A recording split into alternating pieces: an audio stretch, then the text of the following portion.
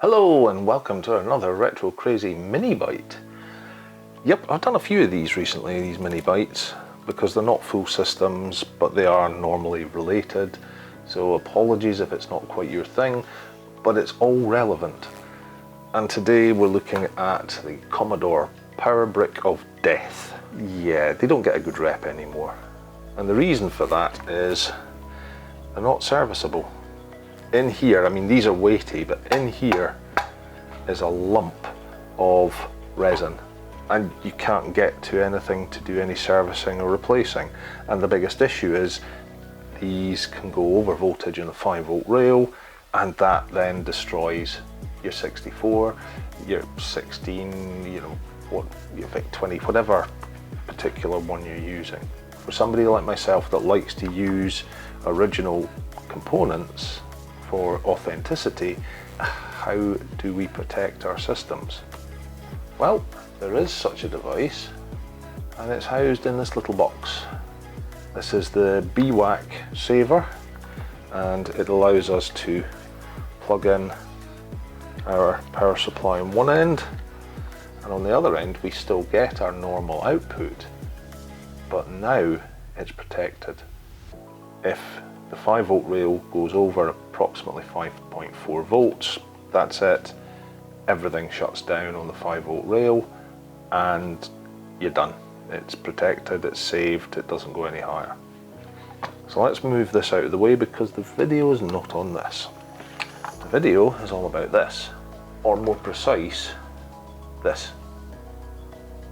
A lot of people have done videos on these.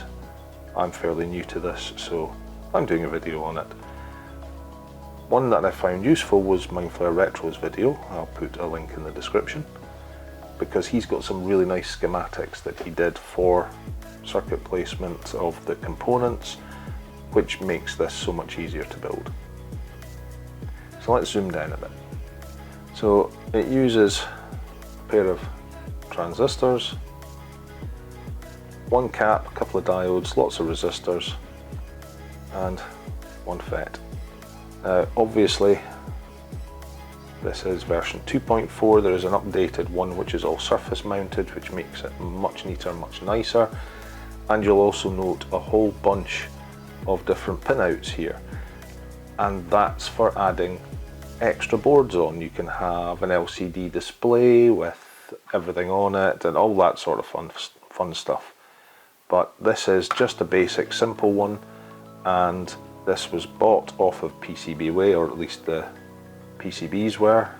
I'm not sponsored, so don't worry about that. And this does an absolute brilliant job of keeping your systems alive and kicking. So let me grab all the pieces that we need and I'll show you how I built this. So there's a reasonable selection of parts needed. Some of them are not necessary. I opted to 3D print a case, so that's fine, and if you're not using the case, and I'll explain why in a minute, then you'll not need a grommet, you'll not need the connectors, you'll not need the wire, you'll not need any of the screws, and you'll not need any of this wire. So all of that can go to the side, and what you're left with is your circuit board, your FET, and because I bought a lot, there's more than is actually needed to build one of these, but you can see there's one transistor there, I've got diodes there, the other transistor, one capacitor, and then all the different resistors that I'm going to need, but I don't need this quantity of them. These cases, by the way, just came off eBay. They're freely available. You can lock them together and as you can see, if I push hard they'll lock. They also lock together this way because they're individual, so if you want to release them, pull the clip and slide them apart. Quite handy. I was able to put everything I needed into those and stack them to the side for when I was ready to do this video. So the first thing I'm going to look at is this FET, and this gave me an opportunity to use my hot air gun for what it was intended for the very first time. Now, you can do this using a soldering iron, but I'm just going to show you how bad my soldering technique is using hot air. Why not? I mean, what's the worst that can go wrong? So to start, I have my holder. It's already set up for this particular size because I've done a couple of these, shall we say. I do it this way. It's got enough tension on it that it'll hold it in place, and I can actually turn it as needed. Now, to start with, I'm going to keep it fairly flat because for hot air you're going to be wanting to use solder paste. It's basically solder held in paste form,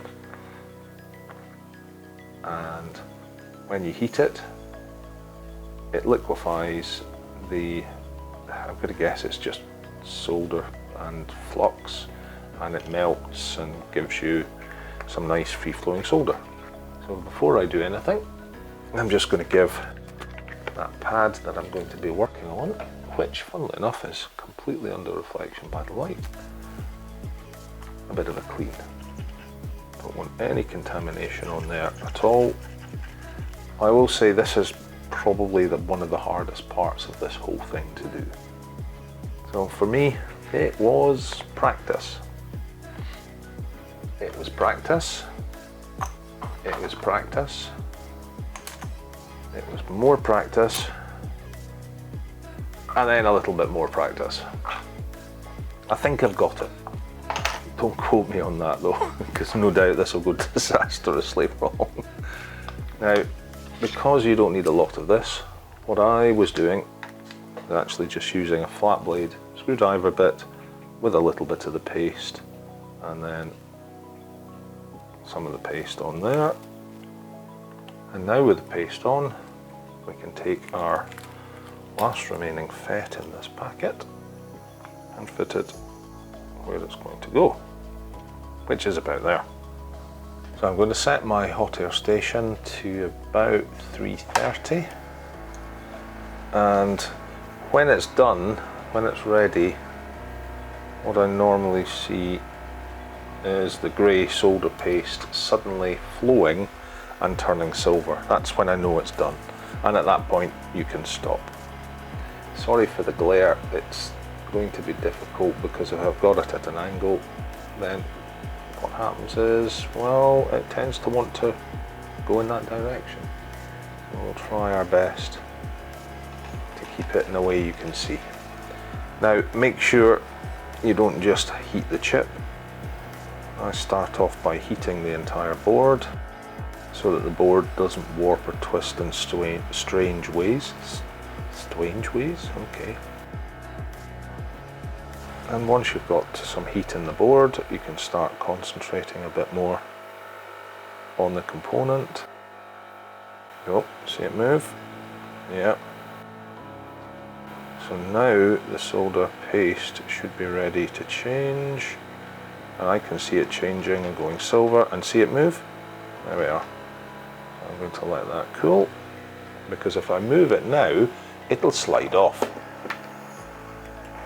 So that's the station now cooling down, so apologies for the noise.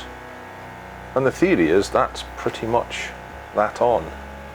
There's a reasonable amount of solder underneath, but these legs I'm never 100% sure of, so I'm going to follow everybody else's technique, and I'm simply going to run some fresh solder on the top, which you'll get underneath as well. And now we're back to a normal soldering iron. The board is now cooled down enough, and it's on. Yeah, it's much easier than I thought it was going to be. and I'm reasonably impressed with the results, so happy. Now, time to move on to the next step. Next, we're going to look at the resistors, and following what's on here from Mindflayer Retro. First off is 3.9K. I'm going to need 2 of them. Now, I've found the easiest way to do these is to follow basically what he did. Take the resistor, bend the leg down, and then I just kick it under slightly, and then do the same at the other side, and then you have it looking like that, and it'll just drop in quite nicely where it needs to be on the board. Once it's in place, you can twist it a little bit to straighten it up, no problem. So these are going in points resistor 6 and resistor 1.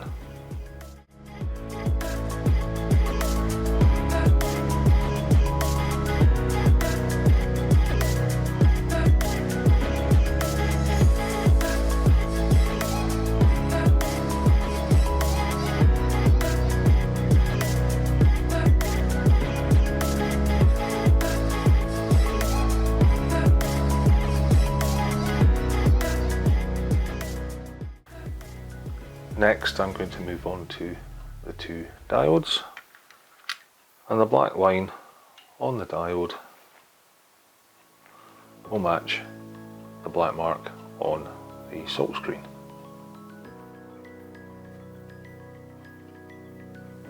Now, before I do the taller components, I need to make 2 jumpers, so hold on to some of the legs, because what you're going to do is just grab a leg, and then I'm just folding it over a pair of pliers to make a small jumper. And you'll find on the back of the board there is a gap between this power rail and this power rail, and what you're going to be doing is jumpering those points so that the power will flow through unbroken.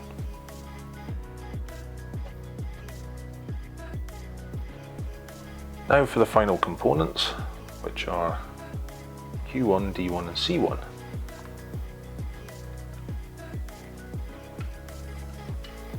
Now I do have to say D1, as far as normal soldering is concerned, is the hardest one on the board, because it's very close together in the way the tracks are done. What I find easiest is drop the height slightly, and I don't like doing this, but in this instance it works, and that's to bend the legs out slightly. It means it will sit there, and because the legs are bent out slightly, you'll be able to get the soldering a little bit easier. I should also point out that the flat surface on these should match the flat surface on the silk screen for them. And the final component is the capacitor, again clearly marked on the silk screen, positive marked, negative is the shaded area, and the cap has a negative symbol on it, but your positive lead is longer.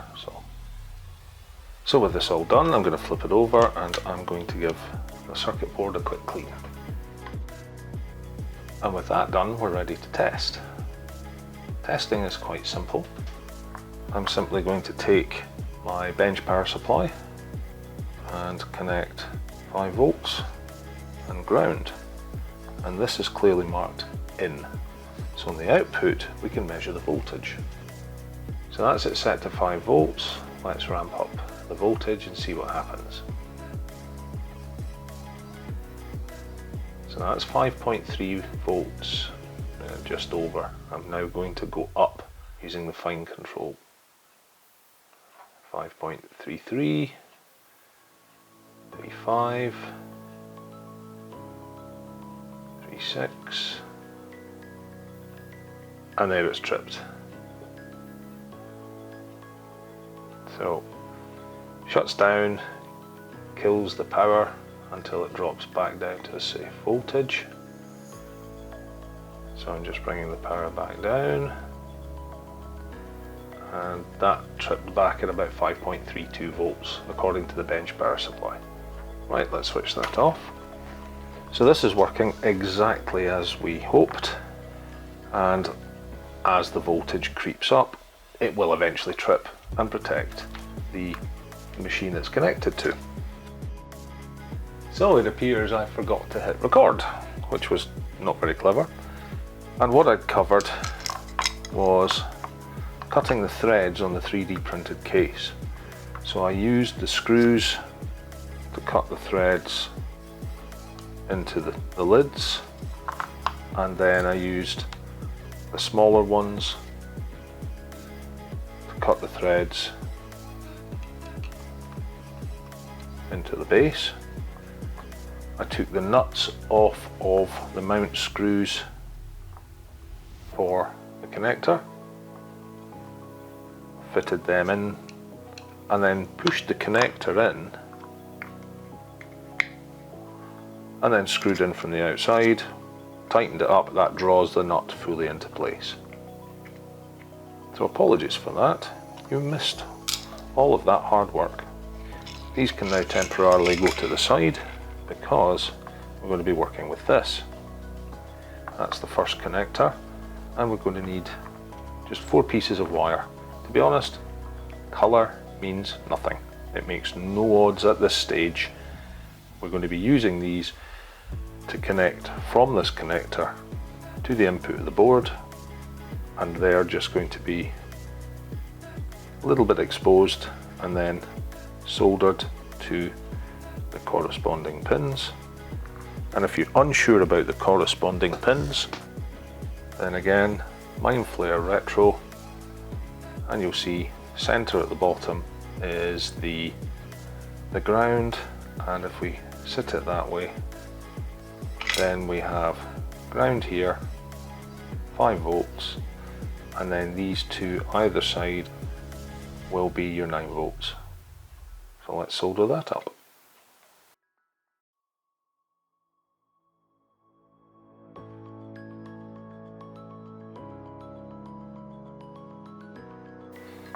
With that done, we can now fit it into the case.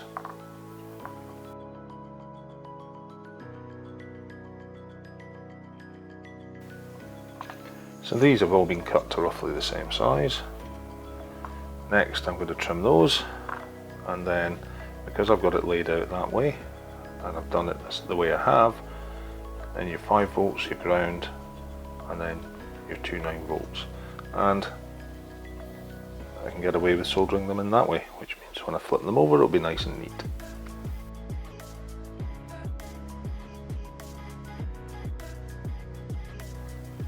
So that's how one end's going to look. Nice, neat, everything running as it should. Now we need to concentrate on this end, and there's 2 connections to make, because we've got 1 connection to make to here, and then another set to make on here. I do have a grommet to go on, which will give a little bit of protection and stop any wear, but as you can see, yeah, no strain relief. So to do the strain relief, I'm going to use a zip tie, which will stop it being able to be pulled out. So let's pop this to the side temporarily, because the first thing I'm going to do is put the end on. So the end itself is a number of pieces. We've got that end strain relief. We will have a grommet there, and it doesn't matter at the moment, we don't even need to actually pre-fit that. And then I've got a number of connections to make here before we fit it. Then we slide everything up, and that's done, which means we can then work on the other side. But first I need to expose some wire. This is shielded, so I'm simply going to cut through, expose some of the wire, so I can start getting ready to solder everything together.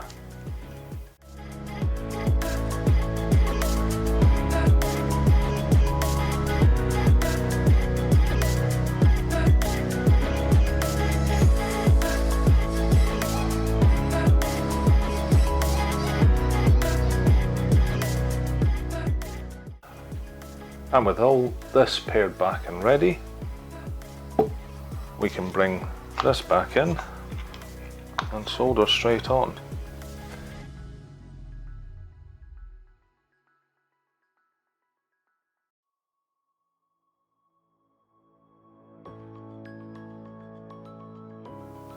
Okay, well, that's done, dusted, complete, and that's what it looks like when it's finished. But I need to make sure this does what it's supposed to. Now, I'm only doing this for testing, so please don't take this for gospel, but to make it easier to check, there are 3 of these should be clean pass-throughs. So I'm just going to shove a screwdriver bit in and test. So continuity first of all, and we're just looking for a beep.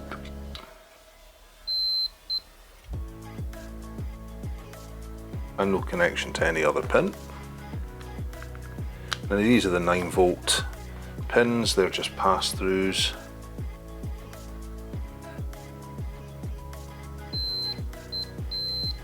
There we go. We want ground, which should also be a pass-through, which should be that one. And also not connected to any other pin. And the last one we've got to check is the 5 volts, make sure it's going through. Now I have a very, very dodgy, and I mean very, very dodgy, Commodore 64 power supply. I'll show you that at the end. It's already plugged in, and even this is badly buckled. It does give out 5 volts, but the 9 volts is dead. So we're now connected in. Let me switch on.